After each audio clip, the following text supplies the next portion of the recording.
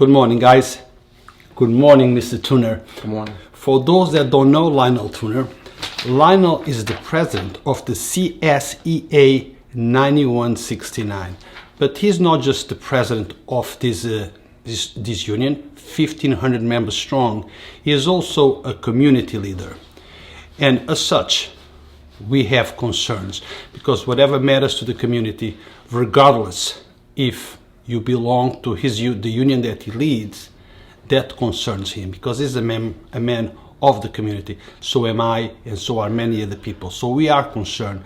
Mr. Tuner, thank you for taking the time. I know today is a busy day for you. Yes, thank you. Mr. Tuner, the reason that I called you and asked for this interview is to address and talk about the crisis that is affecting our city and our nation.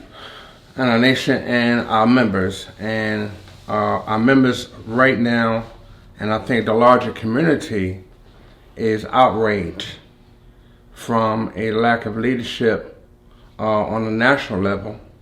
And the state leadership is being pushed, and our local leadership. I represent 1,500 members here in Yonkers, but we care about not just Yonkers, we care about the totality of the city. And we are concerned from the get-go by this crisis because we never saw this before. We never saw the churches being closed.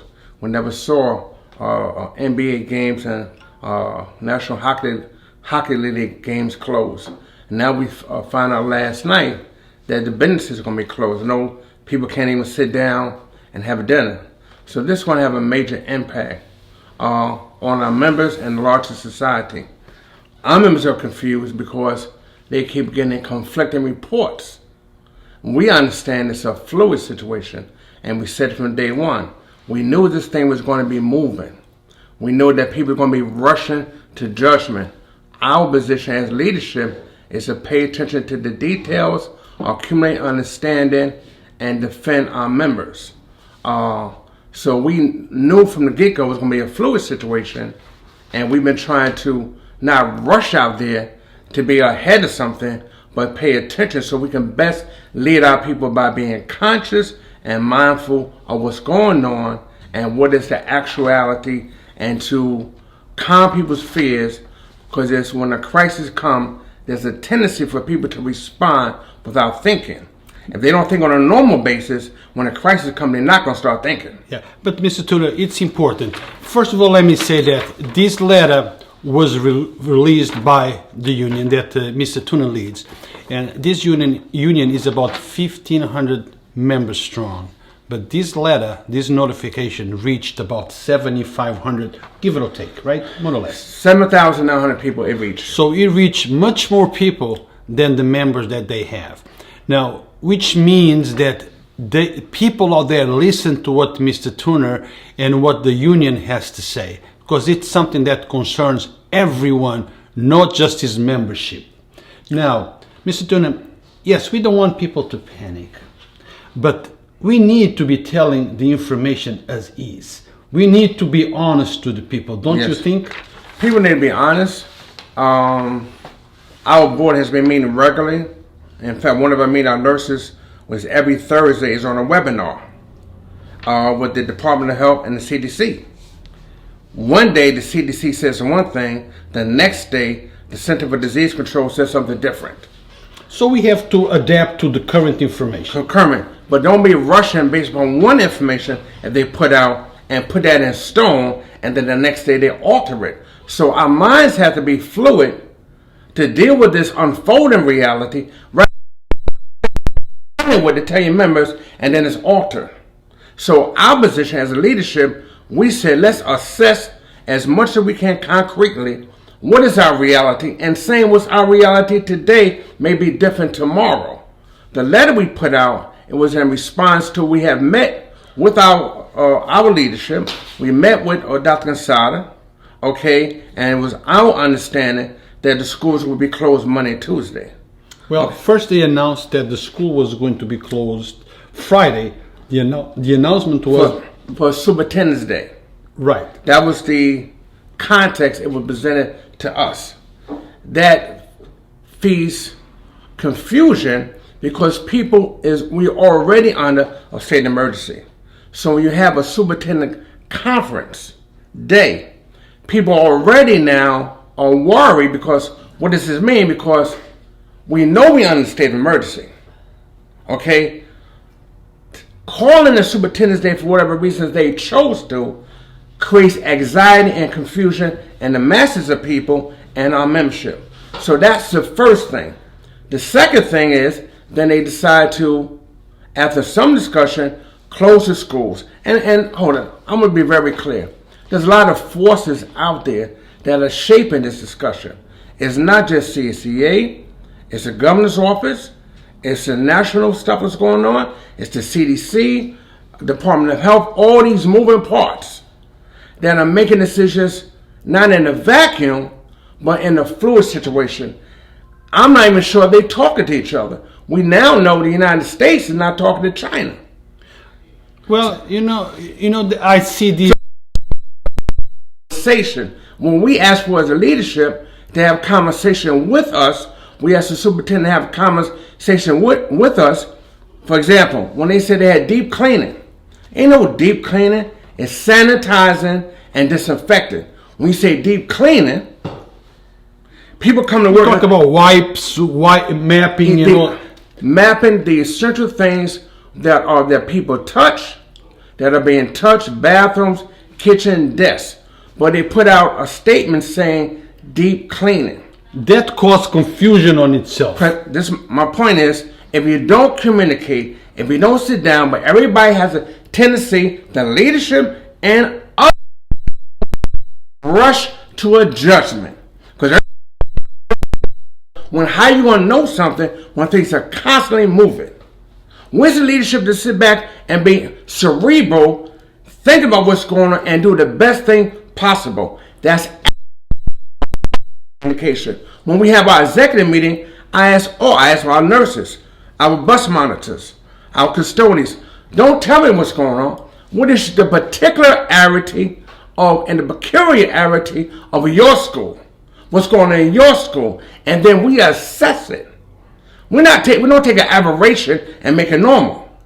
What is the collective understanding going on with the nurses? What is the collective understanding going on with the bus monitors?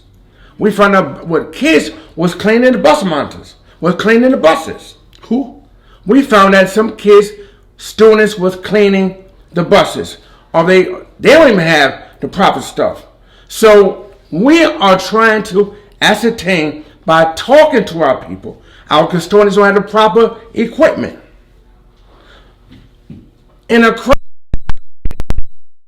But if we don't talk, or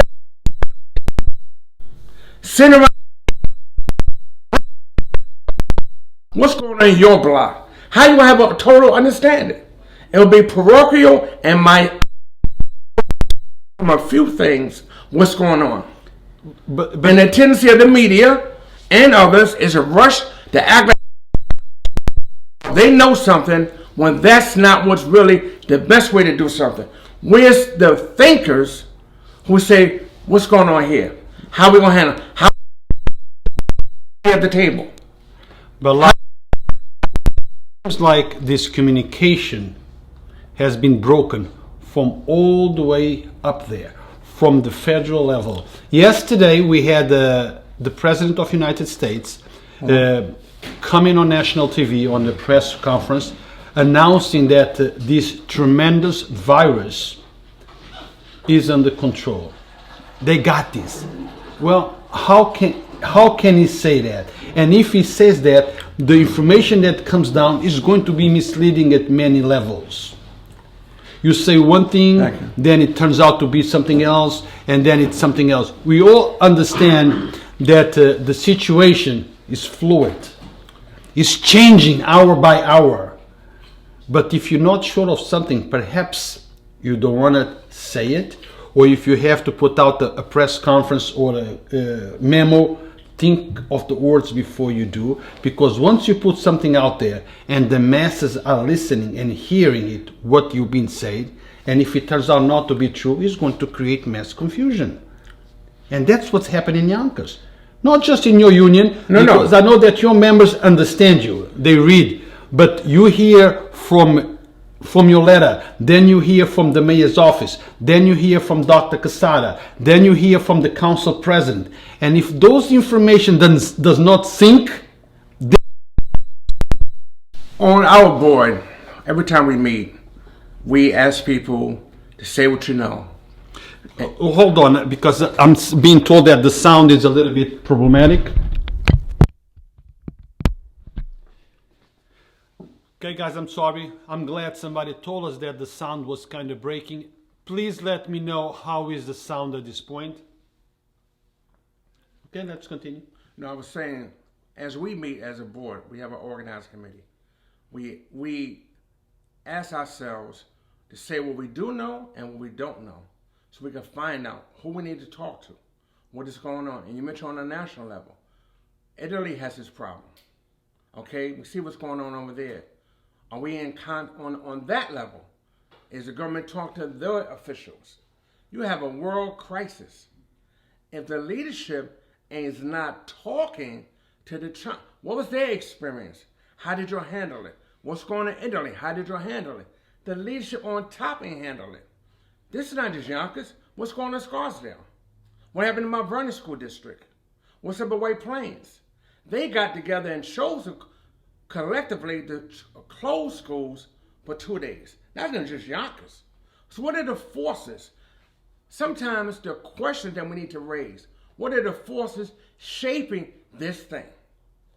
We are not prepared on no level. If this thing explodes, the hospitals can't handle this. The insurance can't handle this. And what's happening is, because we've been dumbed down for so long, we only do what's our own personal interests. We only do what reflects our material reality, our pockets. So now crisis come, we don't even know how to respond to, because everybody responds only insofar as reflects them. Some of us got to have a vision larger than that. How does it affect the next person? So we care about our members, our nurses on the front line of this. Not just them, all healthcare people on the front line. Do they have the mask? They got to go fit for masks. They don't have the mask. Has anybody said, Lionel, nobody has even asked us, and I dare say other labor leaders, what is actually going on? Extrapolate the information, put in your think tank, and talk about it. That's the absence of information. So where are you gathering that information from? So if we don't talk to people specifically, now membership is confused because for a long time, they have been bombarded with stuff. They're overworked, understaffed. So when a crisis comes, of course they're going to be upset. No information. But we don't play this game according to the social script. Okay? We understand that people are going to look at this from where they sit. Einstein said people deal with their reality based on where they sit. So you're on top of the ladder, the food chain. You don't see what's going on down by Ravine Avenue, on Warburton Avenue. You're on top of the food chain. My members are not at the top of the food chain. Our Chris Frank said, if our bus miles don't be paid, they might not even have an apartment in another month. The money is budgeted for them already. The money is budgeted for them. Why you can't call them to work? So you can't tell me, talk out that we all in this together, and when the deal goes down, my members who live paycheck to paycheck don't know what the hell's going to go on tomorrow. That was going to be our another point that we were going to be talking about. School cancellations and this virus has a much bigger impact than meets the eye. Okay. Yes, they talk about benefits and employment. These you get paid, but the fact of the matter is, your members and members of many other unions cannot afford to get sick now, put papers in, and get paid a month from now. They have to buy food today, next week, pay rent in a couple of weeks. So the problem is much bigger than meets the eye. And just because they're passing new laws, you're going to get paid. But guess what? To get paid, it takes time. It's a process. You just don't call today and you get your check tomorrow. Somebody called me and said Trump, and one of our members said Trump passed his federal bill. I said, no, he didn't. It's in the House. It's going to the Senate. We have to find a way. I have to find a better way to educate our members on an ongoing basis, because I understand they got kids. Most of our members are working 2 or 3 jobs. They don't have time to pick up a book or article to find out what's going on in the real world. So they responding in the only way they know how. We have to deal with the confusion and sometimes lack of understanding. But that's our responsibility, not to lead, to educate, to organize, to teach, to explain. That's the role. We want to be leaders talking. But who's educating these people what the reality is? If this thing hit the fan, are we prepared for it? And if this doesn't work, what happens when we do have an industrial hazard and a bacterial virus that really will polarize and cripple this country and the world? Well, the country's been crippled already. It ain't financially. The stock market's still open. Well, yes, but they ain't sitting the people on. Well, look, but the Congress has closed now. Yeah, but financial district ain't closed. Right, but it's crashing down. And stores, restaurants, churches, no more than 50 people, which is going to impact at many levels. So we are in a serious crisis, and it's going to get worse. That's what they tell me, and they say it's going to get worse. And if it doesn't get worse, what are we going to draw from this? So don't just look at the moment. What are we going to draw from this experience? We episodic. We have an experience, and we're going to something different. Okay? We have to go beyond being episodic, draw conclusion from this experience. Our members, the labor groups, have to draw from this experience. Our members feel, and we feel, we can't afford it to them. Yep. Well, I have to interrupt you for 1 second. As you guys know, some of you are looking at me and see that I'm looking down and I have an iPad. So before people start saying, be more respectful to the president of CSEA because I'm texting. I'm not texting. What I'm doing is I'm taking questions, live questions, and I'm monitoring as the stuff comes in. So that's what I'm doing. We have a question from Saba Showet. Ru, what are the aides going to do who only have this check to live off? Means they don't have another part-time. This is their livelihood. I saw some of the aides crying over this issue because if they shut down, they have no means of surviving, paying their bills, food, electricity, and all the things that come. It's a problem. First of all, of course it's a problem. You just realized that today? No. Okay, hold on. You asked me the question. No, but I'm asking you. Okay, I have my questions. I'm asking you the questions that the people are asking. I don't care who answers the question. When we was elected, the first thing we told Mike Spano, we're gonna put we're gonna shine a light on the aides. For 6 years, they have not been paid enough money to pay the bills. Not today. This has been going on for years. And the first, I don't know Mike Spano from nowhere. He invited me to his office, said, you won the election. Said, we're going to put the focus on aides. During our contract, we said our aides, when there's no snow days, when there's a rain day, they don't get paid. We fought on our last contract against people unwilling. What are you going to do now when somebody tells you they're unwilling to pay you? What are you prepared to do? Are you prepared to go out there and be at City Hall and vote and fight when people don't want to acknowledge you? This ain't today. Yeah. So the aides have never been compensated. That's why we passed the things we did in our contract. But I guess what she's saying is that things can get even much worse now. So, but if they worse now, if they were worse before, it got to get worse when a crisis is coming. Exactly. Okay? Because we live in a class and a race society. So those who black, brown, and poor race ain't gonna get it. And most people are middle class. Most people got 2 jobs. Mm-hmm. Now, if you don't have 2 jobs, how are you gonna make it? Moving a little bit. So this impacts more than just the aides. but it's going to be worse on the aides. But guess what? How you going to handle, our aides are clear up in the office.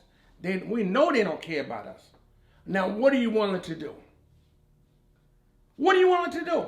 Just talk? Social media? What are you willing to do?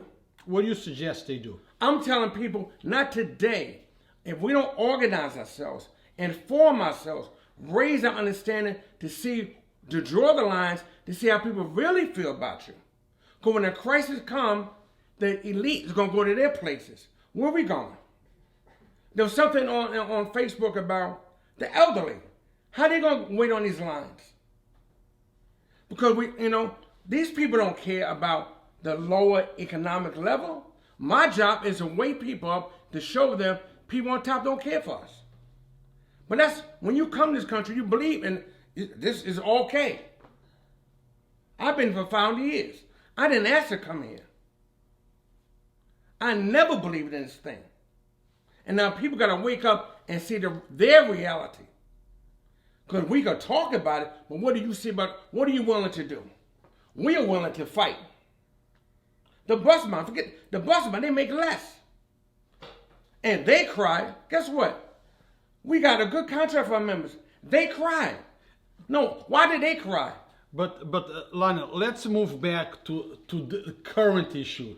Because we can have that conversation. But you asked me about the AIDS. I'm saying, why do my leadership cry? I understand. And today and 6 years ago. No, I understand. But I guess this question was in the context of, look, we already have a hard time, meaning the bus aides. Yeah.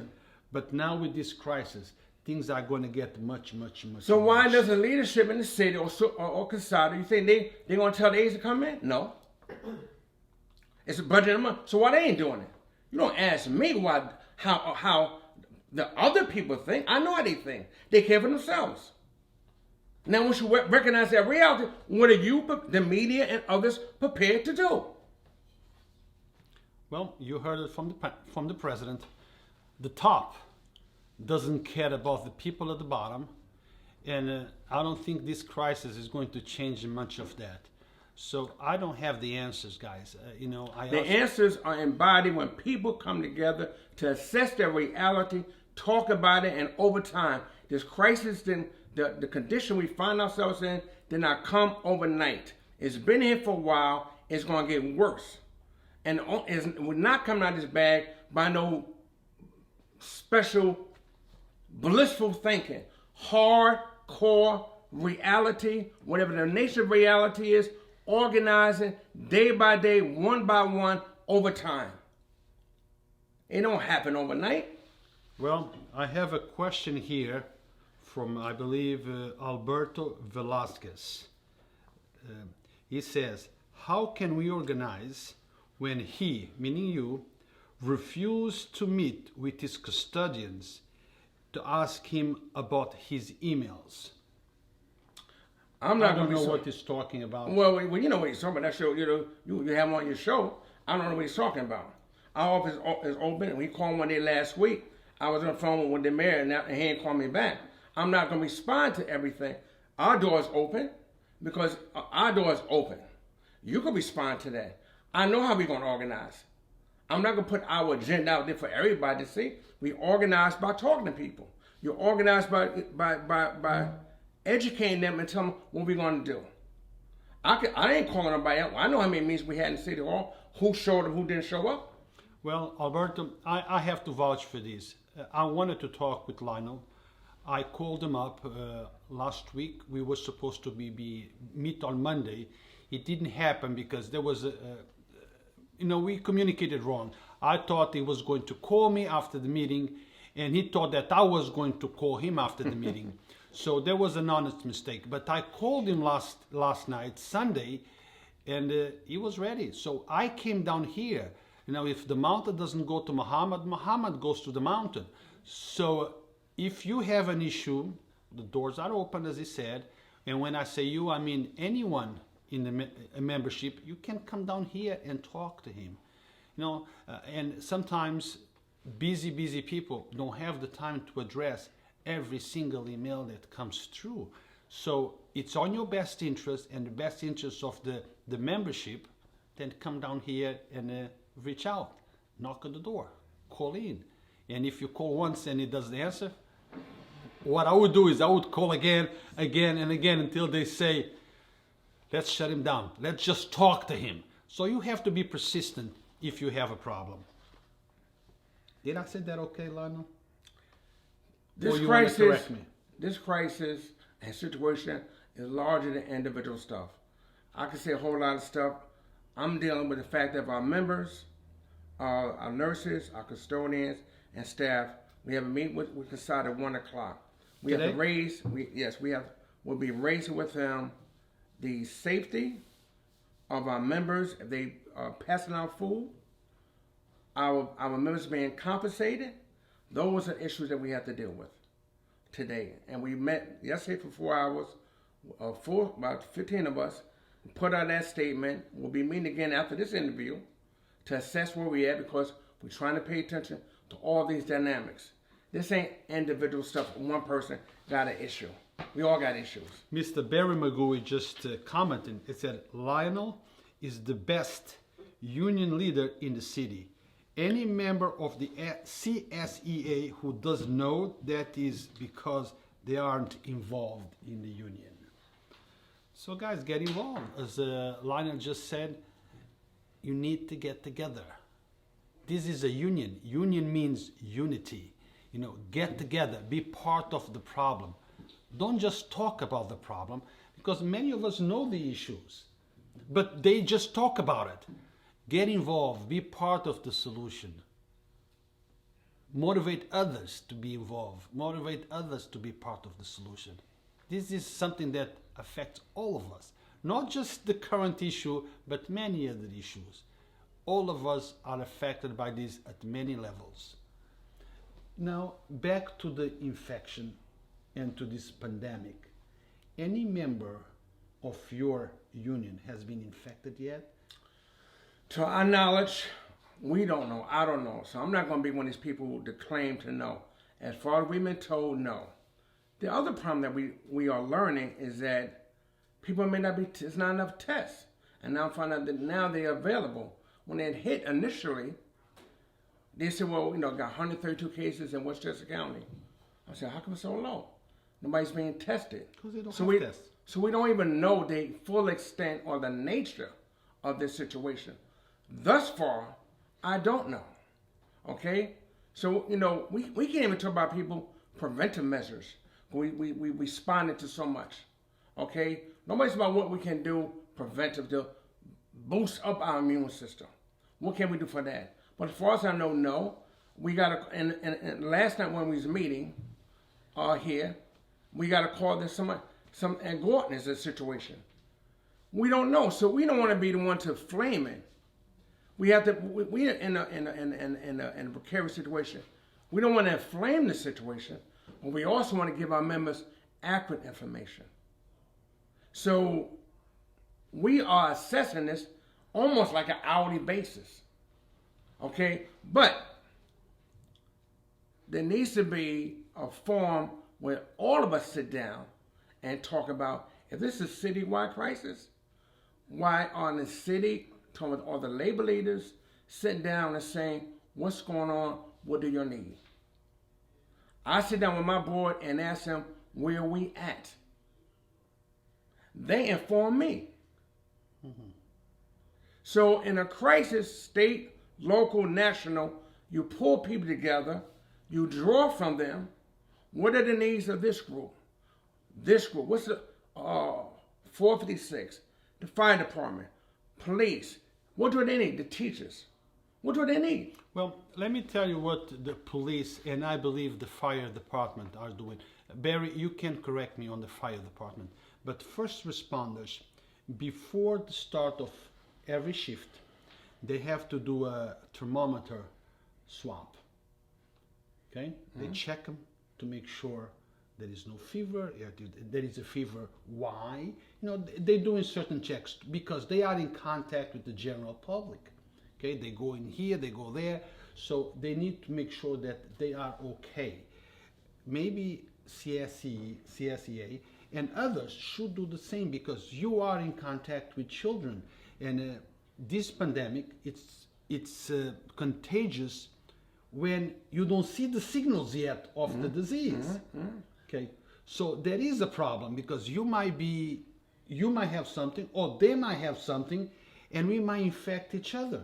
And then you go to your own homes. We have grandparents, grandmothers, and elderly family. So this might get totally out of control. So what is your union doing, or what plans does your union have to deal with this situation and to prevent that if anyone in your union shows any signals, or maybe even before they show any signals, that you're ready to say, look, you need to go to your doctor, you have a fever or whatever, you need to go to your doctor, take a test, and come back with the doctor's note saying that you took the test and you are clear to work. We just found out that from one of our nurses yesterday that now the tests are available. Again, nobody's meeting with us. We don't have these conversations. We have to extract from personal experiences what is really going on. Now we found out that we have this test. CSEA organization did put out certain things that we can do to protect ourselves. We have to find a way to put this 10 pages on Facebook or send to the schools. What the custodians are doing, they're not protecting themselves, but they are making sure that schools are disinfected and sanitized. They don't even have all the proper equipment that they need. And Mount Vernon, one of our officers have a picture. They got the whole suit on. Suit, yeah. We don't have that. Well, that's what brings this other statement. Union members have already been compromised. They were told to disinfect buildings without PPE. I don't know what that stands for. Person protective gear. Without PPE, equipment. What you just said. Yes. So by cleaning those surfaces without protection, you're actually exposing them to the infection. Yes. But those are your members, right? They say union members were doing the cleanup without protection.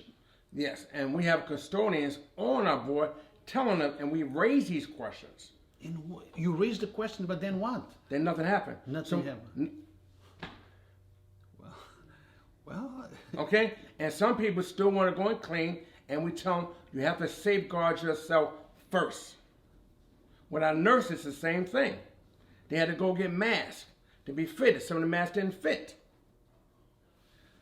This chaos and confusion all the way around. They only have the right mask. Can they refuse to do the work if they don't have the right equipment? I can't believe you tell me. So you should tell them that without proper protective equipment. Oh yeah.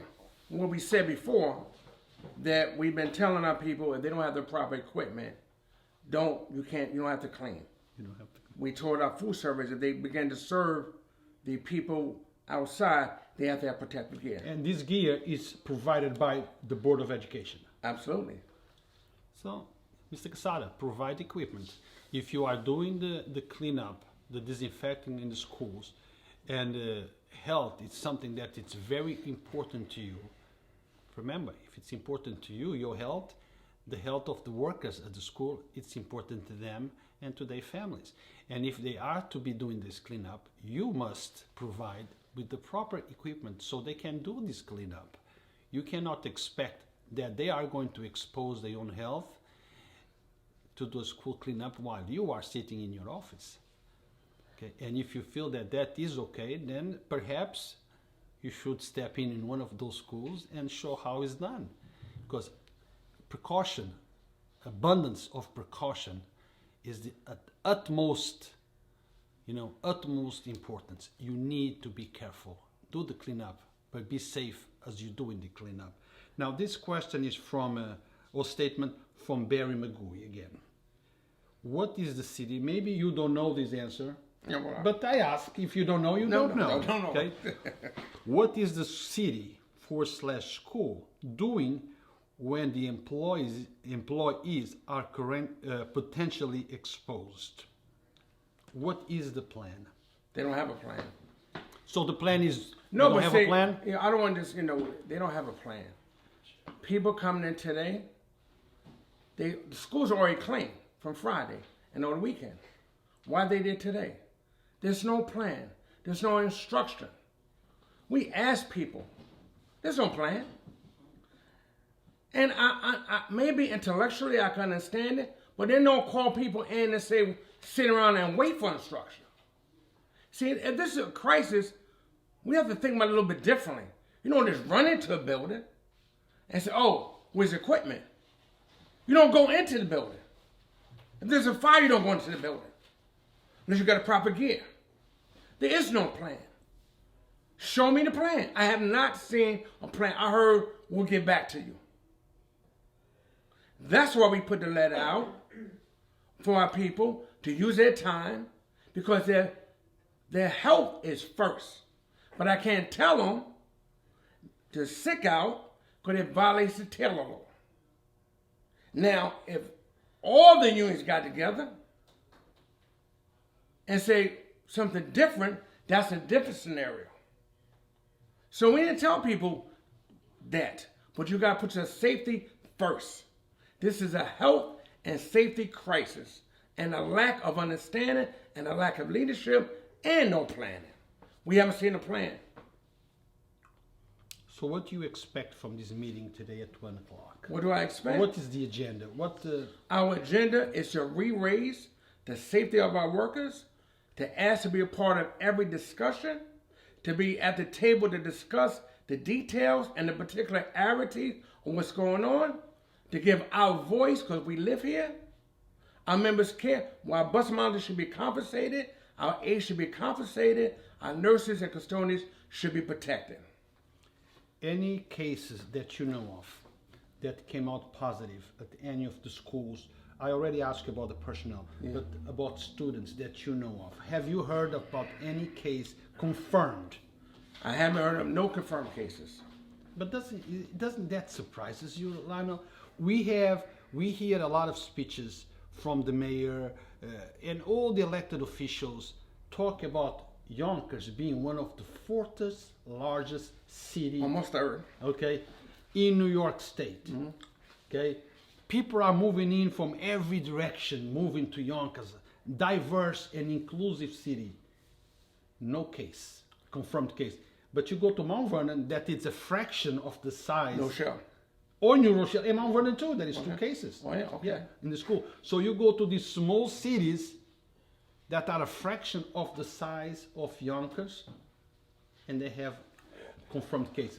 Is God in our side? That's an old song. No, it's God on our side. Bob Dylan. Good song too. The one, I ain't gonna answer that one. Okay. No, why not? Do you? Huh? I know. God said you gotta do things for yourself. God bless a child that has his own. Okay. Okay. So we ain't God. We gotta be on our own side.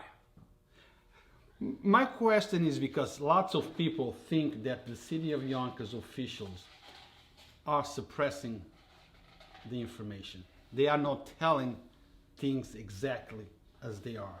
A lot of people cannot believe that for a city of this size, with thousands and thousands of kids in the school system, thousands of members, only your union has 1,500 members, okay, union's teacher, and not a confirmed case? It's striking, perplexing, and you're right, it's real. It doesn't sound, I can't believe people who constantly tell us one thing and do something different. Yet, I gotta be discerning on what I say. With all available information that I have, I don't have it. Now, yes, but what I believe, that's another situation. What I know, that's another something else too. Because I have to be responsible for what I say, because I am responsible for 1,500 people. We find it troubling. But we don't even know if people can get tested. What's the process to be tested? Again, we're not even part of these discussions. We found out yesterday that you can go to a LabCorp, I heard, and be tested. I don't know if that's free. Do you have to have your insurance? And if you're not a member, what happens to a person in the community? I don't know those details. I don't know. Okay. Now, Lionel, just to come to a conclusion on this interview, I don't know if if there is anything that you would like to bring up that perhaps I didn't ask you. Is there anything that comes to your mind? We just want to tell our people to be diligent, protect themselves. We want our bus monitors to know that we are raising these issues with the board, and I'm not surprised at their response. I'm surprised when we don't understand the forces that we are up against and draw conclusions from that understanding. And stop being we gonna all get along when we the ones that gotta go out there and confront people. So I want our members to be protected, protect their neighbors, and we have to look out for each other at the end of the day. But we gotta draw conclusions from this experience. Don't let it go past and then next year we on to something different and haven't examined this kind of reality. Now, I don't know if you have kids or not, Lionel. Do you have kids or nephews? I have grown children, and I got grandkids that go to these schools. Okay. And we part and parcel of this community since 1966. Okay, so let's rewind the tape of life and go back. And let's say you're not a union member, you're not the union president, and your children are small. What would you do if you were living this situation years back? Would you bring your kids to school? Would you keep them away? What would you do? What would you tell the parents that are watching us, that are uncertain of this situation? Our members are parents, Brian, and we don't calibrate member from community.